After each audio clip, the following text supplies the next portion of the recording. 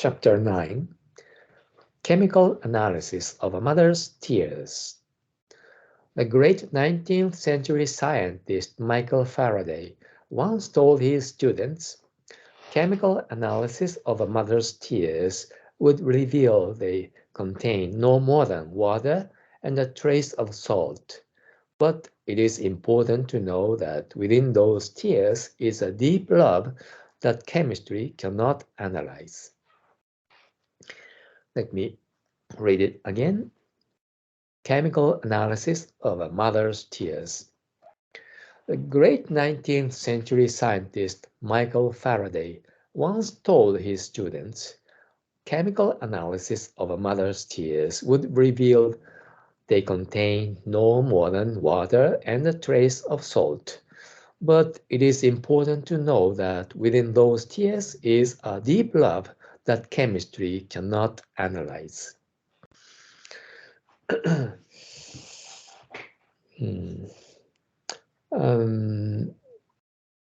Yeah, the what is written in this short paragraph is very, very simple.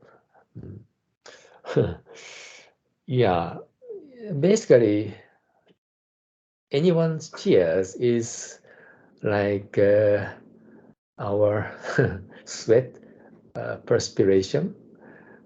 Yeah, it's the same. The water that comes from our skin. It's the same, but tears have very deep meaning, or basically we shed tears in three kinds of occasion. When we are happy, joyful, really joyful, yeah, we shed tears. When we contrite a lot, like being defeated in a competition, we might shed tears.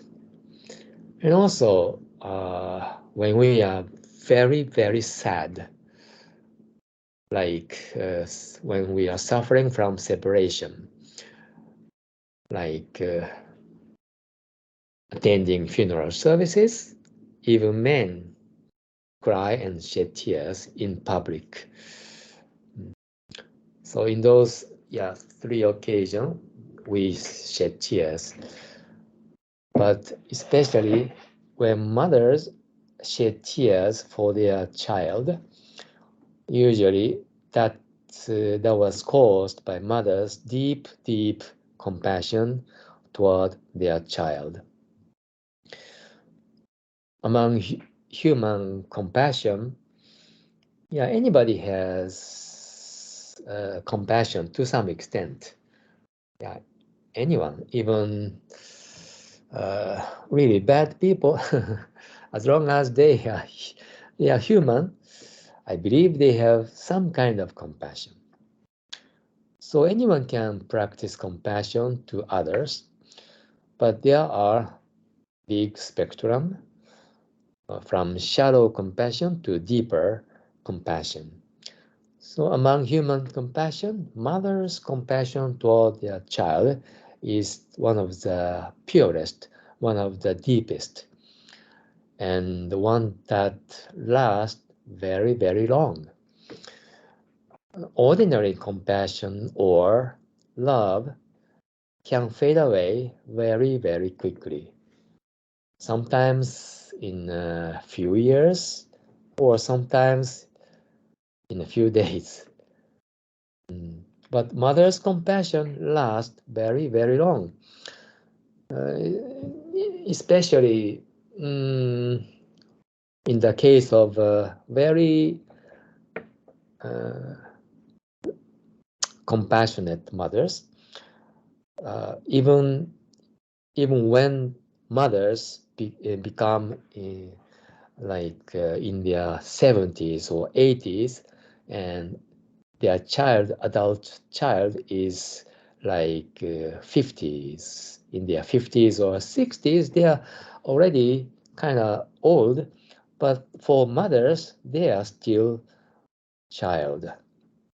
No matter how old their child become, still For mothers, they are like little child, so their compassion doesn't fade away so much. Of course, there are some exceptions. Even mothers' compassion might evaporate like water very quickly. We should practice deep compassion. We should imitate mother's compassion. So yeah, in a deepest level, this is an analogy. Mother's tears is an analogy. It's analogy of Buddha's name, Namu Amida Butsu. In Pure Buddhism, it is taught in detail. Buddha created Namu Amida Butsu, the name or the myogo in Japanese pronunciation. It's the medicine that cures human suffering. Name doesn't look so complex. It's like it's written in short alphabet or Chinese character.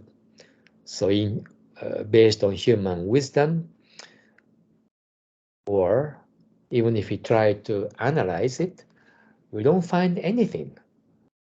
It just sounds like just the letters, six letters, six syllable or 7 or 8 syllable letters. But actually, Buddha's medicine, Buddha's wisdom has something within that cannot be analyzed by human wisdom. There are a lot of things that even science cannot prove or analyze. Yeah, quantum physics mechanism, little by little, clarify those areas. So believing that science is almighty is already obsolete. Such faith is kind of obsolete. We should realize that even science cannot prove or analyze it. There is something deep out there. It's the treasure of the universe, the great force in the universe. Only Buddha could see it. Human being can't see it, but that definitely exists. And that's the real treasure of the universe. When we receive it, all the suffering in life will be eradicated and we will enjoy true happiness. Okay, that's the message of today's story. Good job, everyone.